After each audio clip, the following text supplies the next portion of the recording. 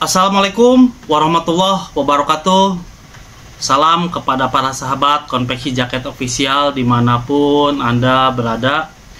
Nah teman-teman, pada kesempatan video kali ini saya akan menjawab satu buah pertanyaan dari video saya yang sebelumnya, perihal bahan apa saja sih yang bagus untuk dibuat jaket. Nah sebenarnya saya sudah membuatkan ya video tentang bahan yang bagus untuk dibuat jaket, namun itu sudah lama sekali, dan saya akan membuatkannya video yang versi terbaru, yang lebih komplit, yang lebih lengkap. Tentunya bagi teman-teman nih yang penasaran bahan apa saja sih yang bagus untuk dibuat jaket, nah maka teman-teman harus menyimak video ini sampai selesai.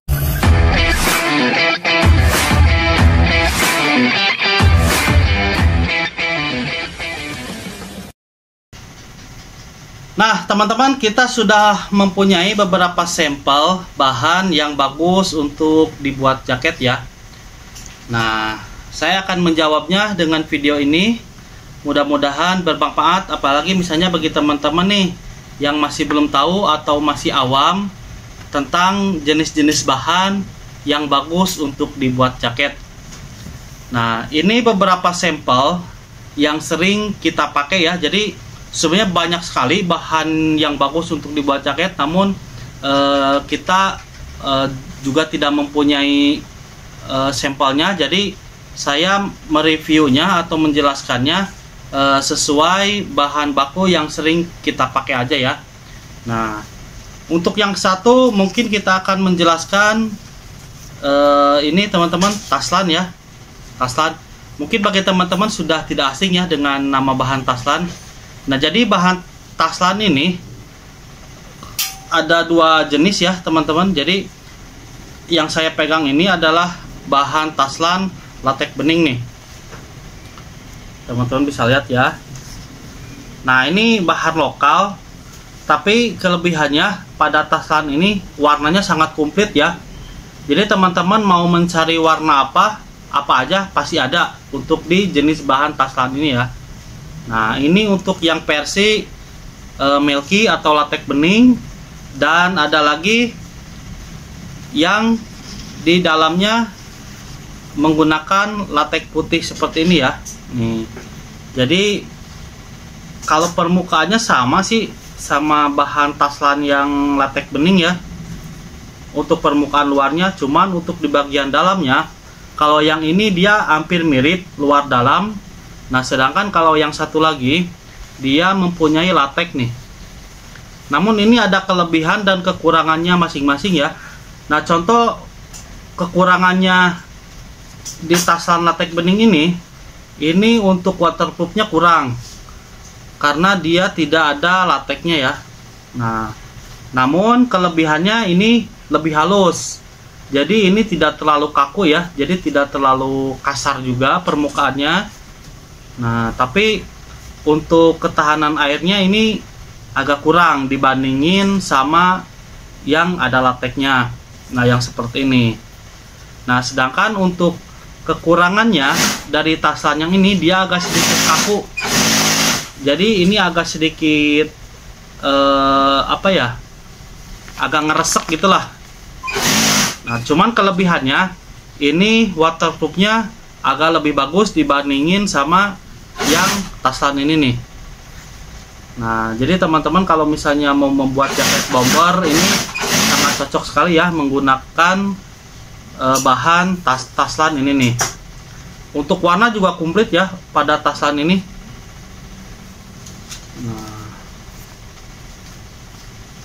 Nah ini yang ke satu ya, ini namanya Taslan milky. Terus yang kedua ada Taslan balon teman-teman. Nah apa sih bedanya Taslan milky sama Taslan balon? Nah seperti yang kita tahu ya, bahwa Taslan balon ini adalah salah satu bahan yang kalau nggak salah ya bahan impor. Jadi ini bukan bahan lokal ya untuk jenis Taslan balon ini. Nah, terus kelebihannya pada Taslan balon ini untuk ketahanan airnya tentunya lebih bagus ya dibandingin taslan lokal ini. Apalagi kalau misalnya menjahitnya pakai sistem seal, ini mungkin waterproofnya bisa di 90% ya, bahkan mungkin bisa di, kalau 100% kayaknya nggak mungkin ya, karena biasanya suka rembes di bagian jahitan. Tapi kalau misalnya jahitnya pakai sistem seal ya mungkin bisa aja, tapi ya kita anggapannya ini bisa di 90% untuk ketahanan airnya ya pada taslan balon ini. Nah, kekurangannya taslan balon ini teman-teman, ini kita tidak kontinu ya barangnya. Jadi kalau misalnya kita produksi massal itu warnanya suka berbeda-beda, jadi tergantung lotnya atau tergantung gulungannya. Jadi setiap gulungannya itu biasanya beda lot, tentunya pasti bakalan beda warnanya. Nah, untuk taslan balon sendiri teman-teman diusahakan kalau membuat jaket itu jangan yang straight ya, karena taslan balon sendiri itu ada yang straight, ada yang kaku. Alangkah baiknya teman-teman kalau misalnya membuat jaket itu dipilih jangan menggunakan taslan balon yang straight. Nah, untuk dalamnya sendiri teman-teman, untuk taslan balon ini ada yang bening nih seperti ini, ada yang bening dan ada yang karet begini ya. Jadi kalau ini kan lateksnya tuh dia agak bening, jadi luar dalam ya mungkin hampir sama walaupun berbeda ya, karena bagian dalamnya ini kelihatan ada plastiknya. Nah, ada juga taslan balonnya tuh di dalamnya tuh seperti ini teman-teman, jadi dia putih, jadi si lateksnya ini kelihatan ya. Si lateksnya ini kelihatan. Nah, ini mau pilih yang mana aja sama aja sih kalau buat di taslan balon, cuman dari proses menjahitnya kalau nggak salah ini agak lengket ya, agak lengket. Kalau yang ini enggak. Pokoknya diusahakan sama teman-teman nih kalau membuat jaket dari bahan taslan balon ini jangan yang straight ya, karena itu sangat susah sekali dijahitnya. Jadi yang mati aja nih, yang seperti ini. Nah, ini untuk jenis bahan taslan balon ya. Nah, terus selanjutnya kita mempunyai bahan yang mungkin waterproofnya di atas ini ya, yaitu Gorotex. Nah, ini nih teman-teman, ini banyak sekali orang yang mencari bahan ini ya, Gorotex nih. Nah, ini waterproofnya ini lebih bagus di antara taslan balon ya. Nah, terus apa sih yang membedakan bahan Gorotex sama bahan taslan balon? Jadi untuk bahan Gorotex ini teman-teman, ini 3 layer ya, 3 layer. Jadi taslan balon ini kan 2 layer nih, bahan utama dan bahan lateksnya ini nih.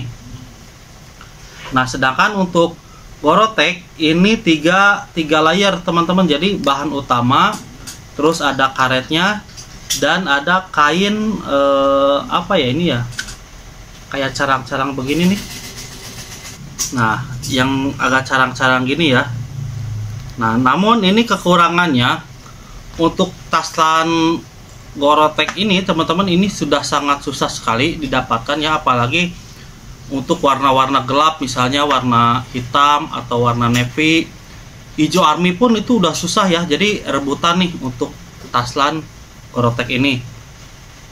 Nah, di video saya juga banyak sekali dari teman-teman yang ingin membuat jaket dari bahan Gorotex ya, namun selalu kita tolak karena sekarang bahannya emang sudah susah untuk didapatkan. Maka saya selalu ngasih opsi untuk menggantinya dengan taslan balon.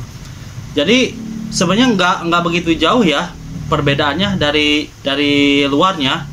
Antara serat bahan Gorotex sama bahan taslan balon itu sama aja, cuman yang membedakan Gorotex dia 3 layer, sedangkan bahan taslan balon cuma 2 layer. Nah, apalagi misalnya teman-teman nih membuat jaket dari bahan Gorotex ini terus dilapisi seal lagi. Nah, ini mungkin ketahanan airnya mungkin bisa lebih di 90% ya harusnya ya. Nah, seperti itu ya. Nah, next, selanjutnya kita mempunyai bahan, ini jenisnya bahan taslan juga, namun berbeda dengan Taslan Milky dan Taslan Balon ya. Ini orang bilang sih, kalau tokonya bilang Taslan JN ya, JN. Nah, ini kelebihannya dia lembut ya, kayak kain. Terus juga dia tidak memiliki latex, jadi ini tentunya tidak waterproof ya, tidak waterproof. Namun ini kelebihannya, ini lembut dan nggak kaku ya, nggak seperti Taslan latex bening ataupun Taslan yang latex putih tadi ya. Nah, ini lebih ke halus, tapi ini sayang sekali ini tidak waterproof ya. Jadi ini cocok sekali bagi teman-teman nih yang membuat jaket, misalnya jaket coach atau jaket kagel. Nah, ini tentunya sangat bagus sekali menggunakan bahan JN ini ya. Nah, kelihatan nggak? Ini ada seratnya ya, seratnya kelihatan nggak?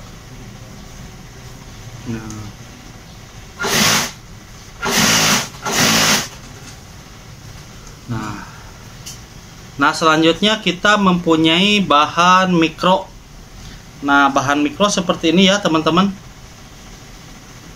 Nah, ini bahan mikro ini cocok juga nih untuk dibuat jaket bomber, tapi yang tidak pingin terlalu kaku. Nah, maka teman-teman harus menggunakan bahan mikro ini ya. Nah, ini bahan mikro namanya. Ini juga sama, ini belum waterproof ya. Jadi kalau cuma windproof ini masih oke lah. Cuman kalau untuk waterproof kayaknya ini tidak direkomendasikan ya. Nah, selain bahan mikro juga ada ya bahan Mayer, namun kita tidak mempunyai stoknya. Kebetulan kemarin pas kita ada orderan itu tidak menyisakan, dan sisa kainnya kita juga sudah buang. Jadi kita tidak mempunyai sampelnya ya. Jadi ada bahan mikro dan ada bahan Mayer, itu sama-sama bagus untuk dibuat jaket.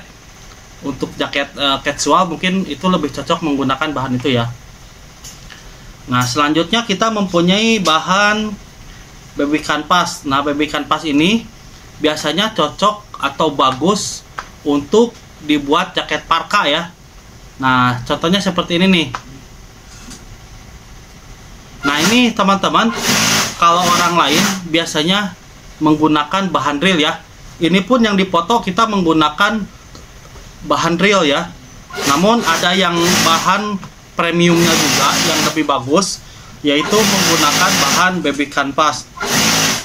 Nih, kita juga sudah mempunyai contohnya ya, karena kita juga sering memproduksi pakaian atau jaket yang menggunakan bahan baby canvas. Ini contohnya nih. Jadi dia tebal ya dibandingkan dengan drill. Terus juga ini katun ya, karena kita juga sudah coba bakar. Jadi ini berabu ya jadinya. Jadi dia tidak bukan plastik ya, melainkan ini katun. Nah, ini untuk warna yang hitamnya, dan ini ada warna coklat juga. Ini sama-sama bahan baby canvas ya. Nah, cuman ini harganya agak sedikit mahal ya dibandingkan dengan drill. Nah, seperti itu ya. Nah, kalau contoh bahan drill seperti ini teman-teman, kita mempunyai katalognya juga ya. Nah, jadi untuk bahan drill ini teman-teman, ini sangat komplit sekali warnanya ya. Jadi teman-teman nggak usah khawatir kalau misalnya mau membuat jaket. Biasanya bahan drill ini suka dibuat kemeja SPBU, entah itu biasanya kemeja proyek, itu suka menggunakan drill. Namun tidak sedikit orang membuat jaket dari bahan drill juga ya. Nah, ini contoh drillnya ya. Nah, untuk warnanya ini cukup komplit ya. Kalau dari jenis bahan drill, teman-teman bisa lihat ya. Ini warnanya sangat komplit sekali. Nah, terus dari atasnya drill ini ada tropical. Tropical ini harganya lebih mahal dibandingkan real, tapi kualitasnya juga berbeda ya. Jadi untuk kain real ini teman-teman kalau perhatikan si seratnya itu ke samping ya. Jadi si seratnya tuh ke samping kalau bahan real ya. Kalau di video mungkin gak kelihatan ya, gak kelihatan. Nah kalau jenis dari tropical dia seratnya lurus, jadi dijahitnya pun bakalan rapih dibandingkan dengan bahan real. Jadi kalau bahan real ini dia dijahitnya tuh kayak ada apa ya, nggak begitu rapih lah, kurang lebih seperti itu. Nah sedangkan kalau menggunakan bahan tropical ini bakalan lebih bagus seperti itu ya. Nah untuk di atasnya ini ada namanya bahan twill. Nah kita tapi tidak mempunyai contohnya ya. Jadi di bawahnya drill, terus di pertengahannya tuh ada tropical, dan di atasnya ada twill. Nah seperti itu ya. Oh iya, ini ketinggalan tadi ya, dari jenis bahan parasut juga teman-teman, bagus juga ini dibuat jaket bomber ataupun jaket windbreaker lainnya, yaitu bahan Puma Scott. Jadi ada jenis namanya bahan Puma ya. Tapi kita tidak mempunyai bahannya atau potongannya, tapi kita mempunyai sampel jaketnya ya. Nah Puma Scott tuh seperti ini teman-teman ya. Jadi dia tebal, terus dia agak sedikit mengkilat ya. Nah ini cocok sekali nih untuk dibuat jaket bomber. Nah tapi dia agak mengkilat aja ya. Nah untuk waterproofnya ini sebenarnya kurang ya, nggak begitu waterproof banget ya, mungkin bisa di 40-50% lah. Nah seperti itu ya.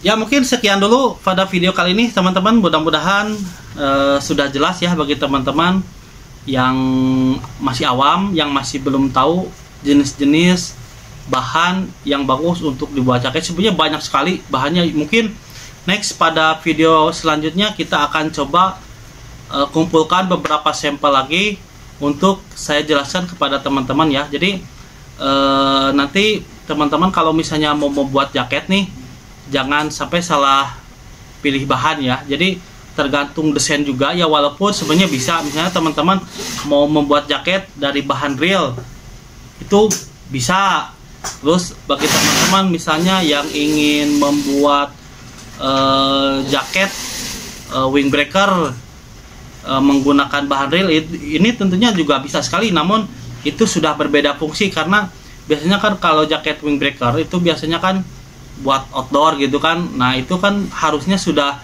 mempunyai atau sudah punya fitur yang sudah waterproof. Nah kurang lebih seperti itu ya. Terima kasih bagi teman-teman yang sudah menonton video ini dari awal sampai akhir. Terus juga bagi teman-teman nih yang baru menemukan channel ini, sekiranya bermanfaat, kami minta dukungannya untuk meng-subscribe channel ini supaya channel ini bisa lebih berkembang lagi untuk kedepannya, dan tentunya juga biar kami lebih semangat dalam membuatkan video-video selanjutnya. Mungkin pada video selanjutnya kita akan menjelaskan bahan puring ya. Nah jadi untuk jaket ini sendiri ada beberapa yang diharuskan menggunakan puring. Nah tentunya teman-teman yang belum tahu nih puring apa saja sih yang bagus untuk dibuat jaket, nah maka nantikan video selanjutnya ya. Makanya teman-teman jangan lupa meng-subscribe channel ini, dan jangan lupa dinyalakan juga loncengnya biar teman-teman nanti dapat notifikasi bila mana kita ada video terbaru. Wabillahi taufiq wal hidayah. Wassalamualaikum warahmatullahi wabarakatuh.